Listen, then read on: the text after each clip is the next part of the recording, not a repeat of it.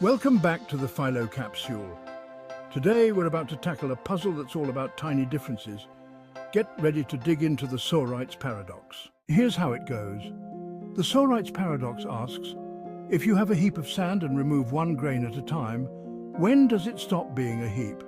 At what point does it become just a pile, or not a heap at all? The paradox hinges on the question of when small changes add up to something big. If one grain doesn't make a difference, and neither does the next, how can any number of grains stop it from being a heap? This leads us to question how we define categories.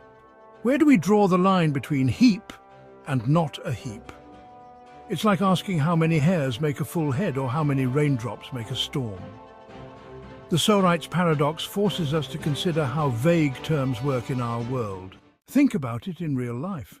When does a person go from having a full head of hair to being bald? Or when does a crowd become a small gathering? Take my friend Kevin, for example. The guy's been rocking a comb-over for years, swearing he still has a full head of hair. But seriously, at what point do we accept he's bald? One hair? Two? Just like a heap of sand? When does it stop being a heap and just become some grains on the floor? It's all about the fuzzy boundaries we create in language and life. So here's the mind bender. Can you pinpoint the exact moment when a heap stops being a heap? If not, does that mean it never really was a heap to begin with? This paradox makes us rethink how we understand gradual changes. The word Sorites comes from the Greek word for heap. The Sorites paradox was first introduced by the ancient Greek philosopher Eubulides of Miletus around the 4th century BCE.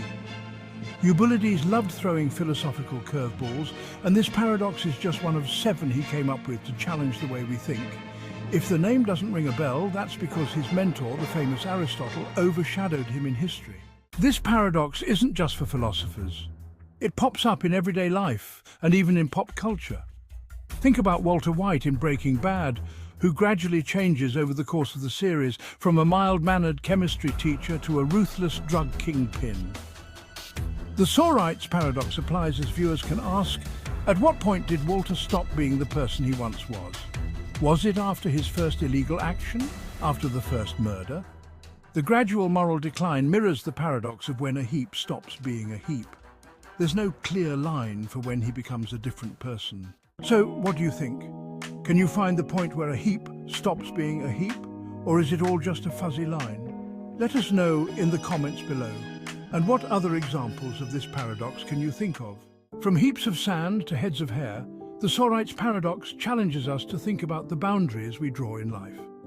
Thanks for watching, and don't forget to subscribe for more. Stay curious, Capsule.